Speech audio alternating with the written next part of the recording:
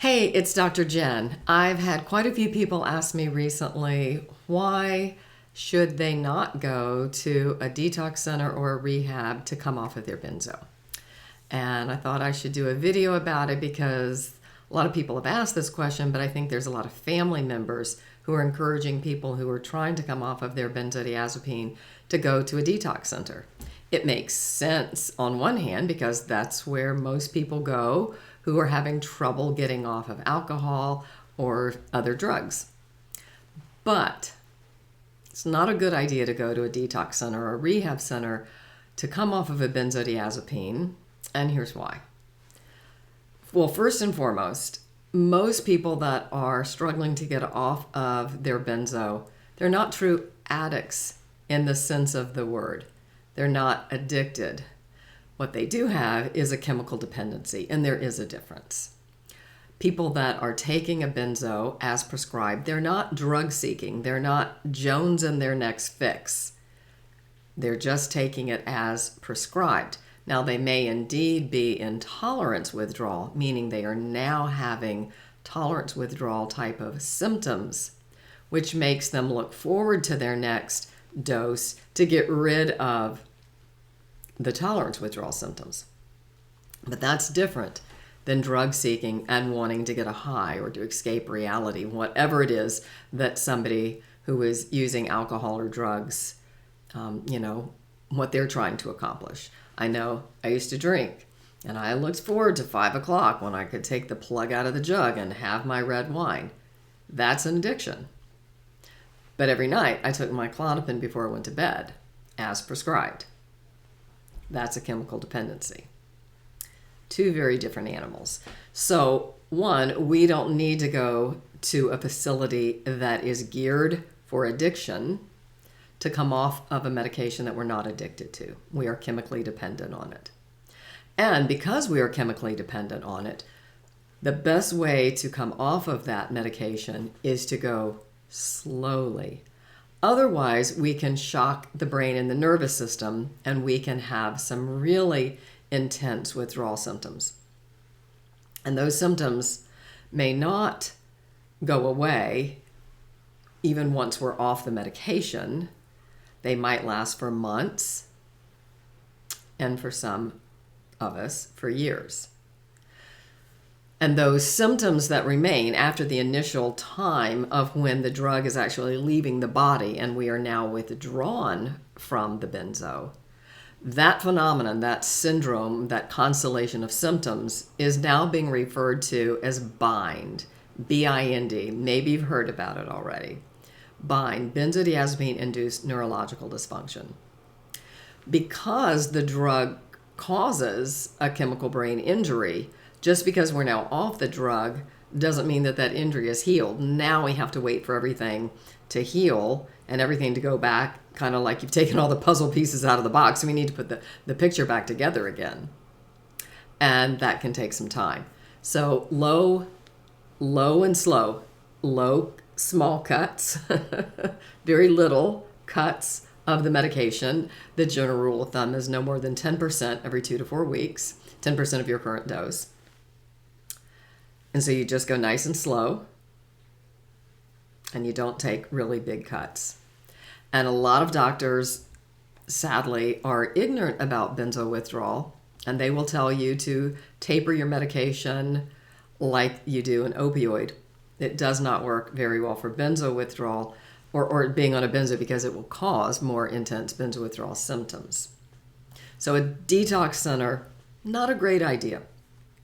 Now, having said that, if you are one of the very rare people that are more sick on the medication, maybe you're having really bad abreaction, or maybe your tolerance withdrawal is so severe that it's causing some real serious health issues, then Dr. Ashton, who wrote the Ashton Manual, and that is the gold standard for withdrawing from a benzodiazepine, Ashton wrote that it's better to go somewhere or do it at home, but to get off as quickly and safely as possible. But there are very, very, very few scenarios where that applies.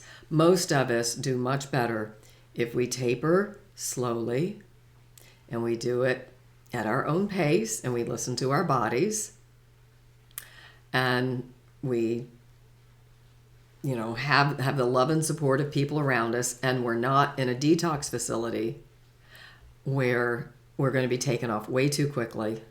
Our symptoms will probably become more intense, and the vast majority of people that go to a detox center and get off actually come home and they reinstate. They go back on the medication because the symptoms are just too horrific. So that's why it is much better for you to do a nice slow taper. And there are many ways to do a taper. And you can Google that, you can search it, you can find using a scale or doing a water titration. You can get your medication compounded. So there are lots of ways to slowly come off. But it is best, unless you have a medical emergency, it is best to come off your medication slowly so that you don't shock your brain and your nervous system. So if you've got family and friends encouraging you to go somewhere to get taken off the drug, know that yes, indeed, they will safely get you off the drug. They will keep you from having a seizure. They will get you off the drug safely. That you've paid them to do that. That is what they will do. But, and it's a really big but, they will not do anything that's going to lessen all of the symptoms that you're going to have once you're off. Now, they might want to throw a whole bunch of other psych meds at you. A lot of places do that. I've had clients go to get off one benzo and they come home on 2 or 3 other psych meds.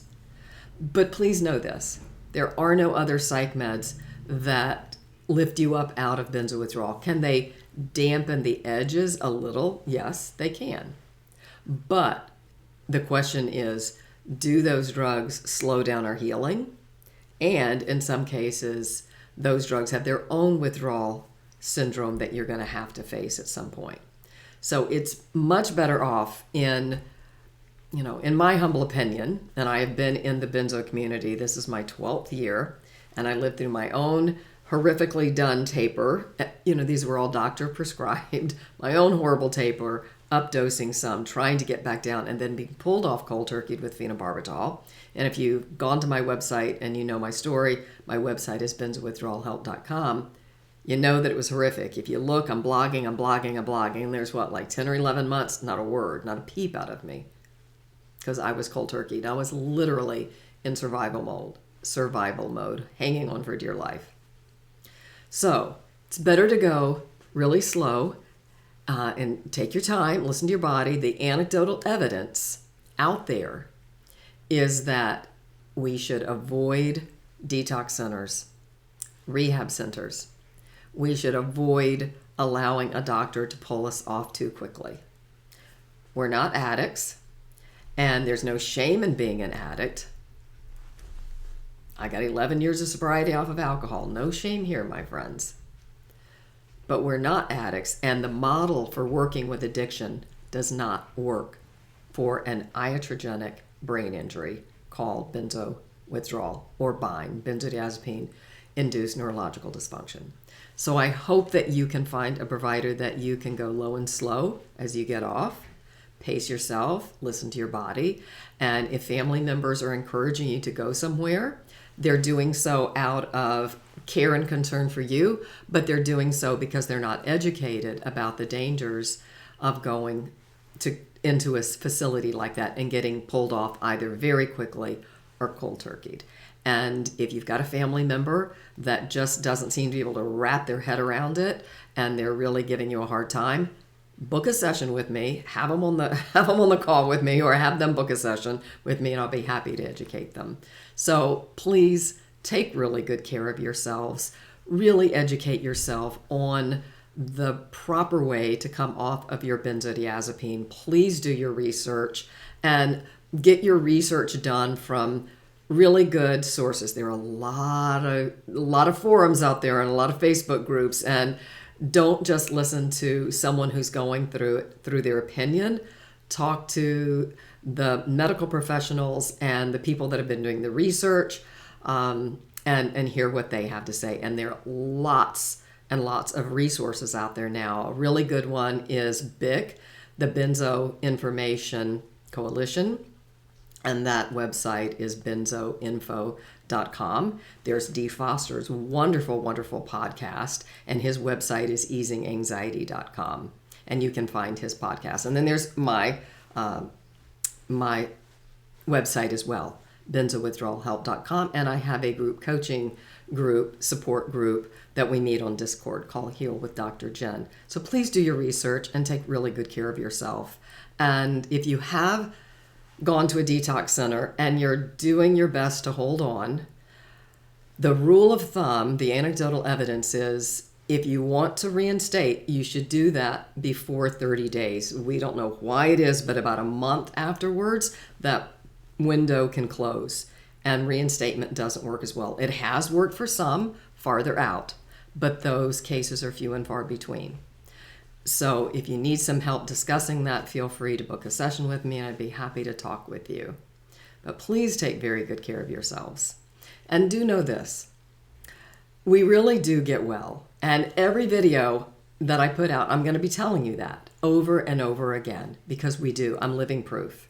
It took me quite a while, but I am healed and happy, and I'm living truly, I'm 64 years old, and I am living the best life I have ever lived in my life. I'm alcohol-free, benzo-free. I do not have my pre-existing anxiety or my panic. I've healed my childhood past traumas and dramas. I am truly living my highest and best potential.